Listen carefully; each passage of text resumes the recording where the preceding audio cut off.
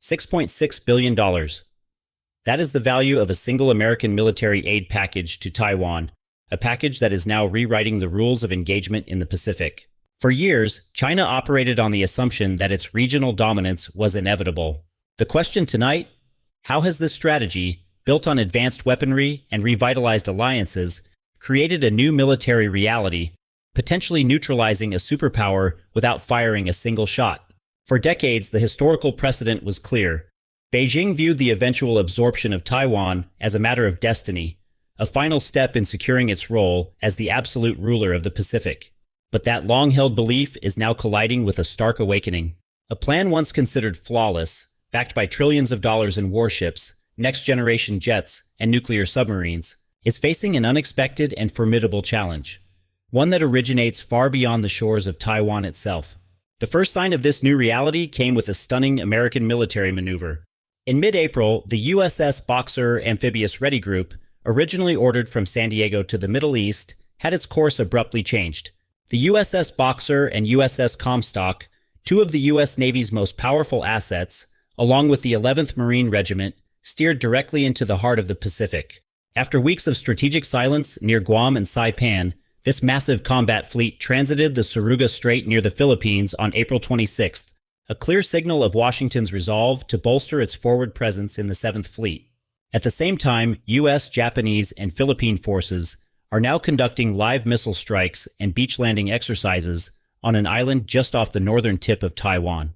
This diversion is more than simple reinforcement. It is a deliberate signal of strategic priority.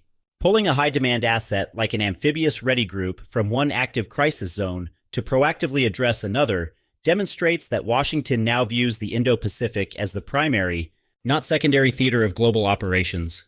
China responded by sailing its aircraft carrier, the Liaoning, with J-15 fighter jets on its deck, reaffirming Taiwan as a red line. But this is merely the visible surface of a much deeper strategic shift. From 10,000 kilometers away, Washington has established a military support bridge that effectively closes China's entry and exit points to the island.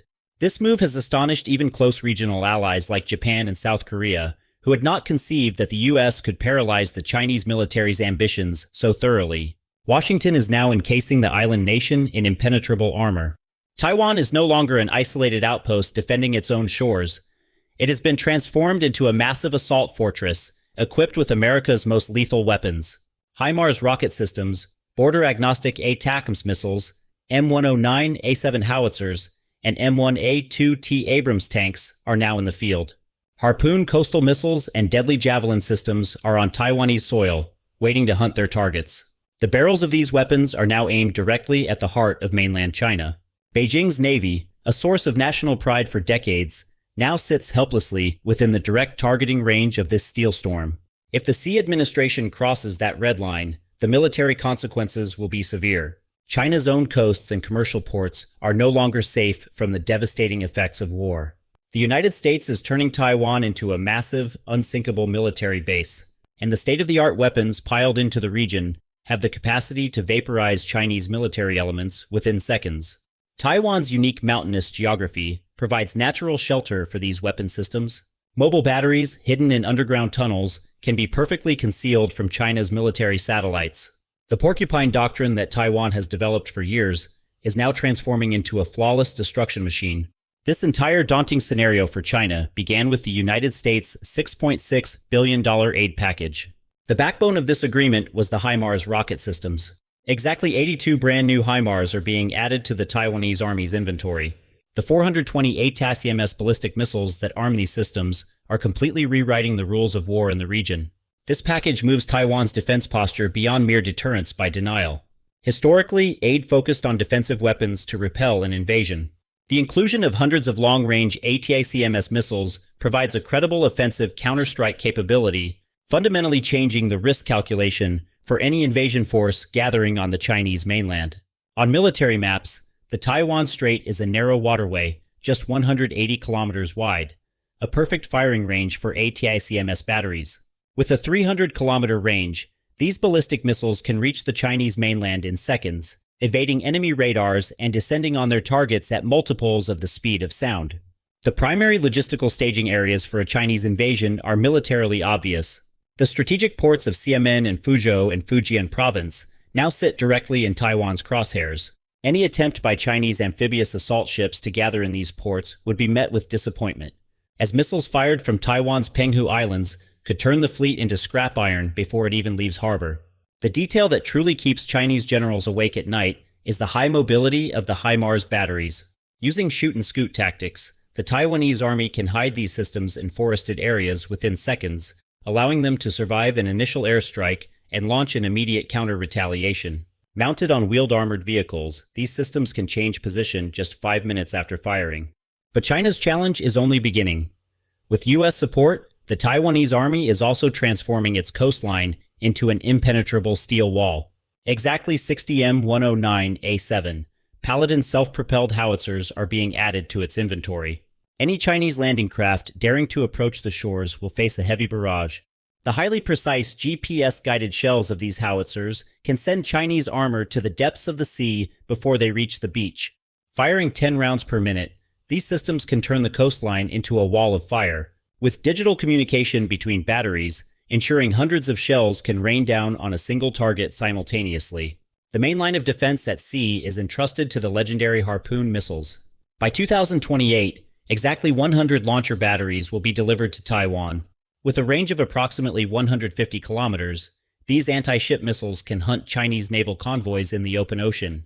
By skimming the sea surface at extremely low altitudes, the Harpoons will remain undetected by Chinese air defense radars until the final seconds. Any Chinese units that manage to overcome this layered defense and reach the shore will then face the ruthless reality of land warfare. The latest batch of 28 M1A2T Abrams tanks was recently unloaded at Taipei Port and transported under black covers to the Armored Units Command in Hsinchu. These walking steel fortresses, part of a massive $2.25 billion deal, bringing the total to 108, complete Taiwan's most modern armored force. Deployed to the defense line of the 6th Army in the north, these Abrams tanks create a nearly impenetrable barrier on land. But the Abrams are not the only obstacle. Thousands of TOW and Javelin anti-tank missiles, urgently provided by the U.S., will instantly come into play. Lying in ambush in narrow urban combat zones and steep mountainous terrain, Taiwanese soldiers are preparing to use these portable missiles to make PLA tank brigades regret entering the streets of Taiwan. The numerical superiority of the Chinese army will become meaningless in the face of asymmetric warfare. Shoulder-fired systems, hidden on rooftops, can halt the advance of PLA armor by striking them from above at their weakest points. The picture the U.S. has painted against Chinese expansionism is clear. This layered defense strategy, meticulously crafted by Washington, strips Beijing of its hopes for a quick victory. The Chinese army now knows that such an invasion would be a bloody military suicide, lasting for months. So why has the U.S. embarked on this incredible military breakthrough while the Middle East crisis continues? The answer lies in China's own highly aggressive military steps. The Beijing administration recklessly deployed its navy to prove its regional dominance. The aircraft carrier Liaoning, pride of the Chinese Navy, passed directly through the Taiwan Strait. This was no routine patrol. With fully loaded J-15 fighter jets on its flight deck, the Liaoning was openly challenging all American bases in the region, a sign of strategic panic in the face of U.S. moves. Beijing did not stop there. It rapidly deployed 3 massive amphibious assault ships to the South China Sea, escorted by modern Type 052D and Type 055 class destroyers, placing the disputed waters under a de facto military blockade. Accompanied by nuclear-capable submarines, this fleet escalated the threat to the brink of nuclear war. Housing thousands of Marines, these ships formed the naval backbone of a potential island-hopping campaign. Crucially, Beijing's activities also alarmed Tokyo. The Chinese naval power amassed in the region suddenly altered its course toward Japan's most sensitive islands. Planned warships patrolled the waters of Japan's remote southern islands, treating the area near Amami-Yoshima Island as their own backyard.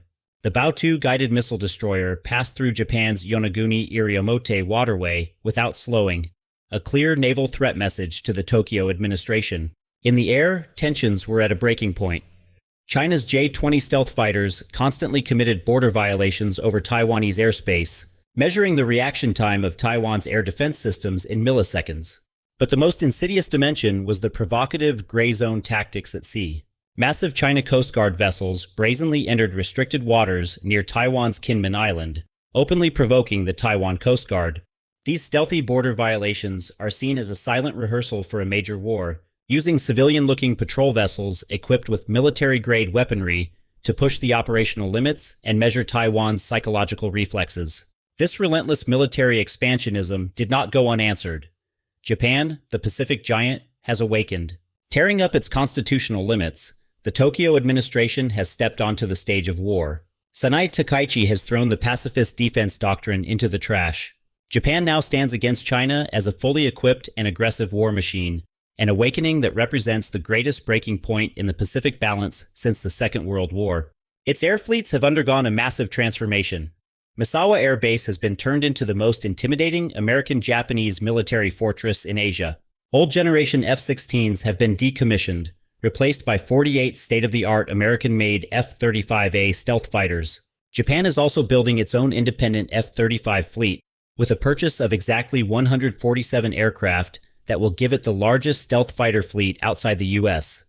This is not just a military upgrade, it is a profound doctrinal shift for Japan. For decades, its self-defense forces were constitutionally limited and reactive.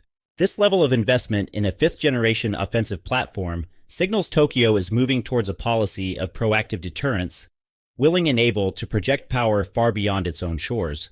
These F-35s are not just fighter jets, they are flying technological command centers, invisible to enemy radar and connected by a massive data network.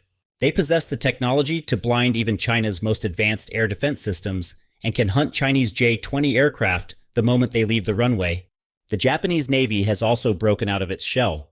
The JS Asahi military destroyer sailed right into the heart of the South China Sea, delivering a harsh military slap to Beijing's claim of exclusive control.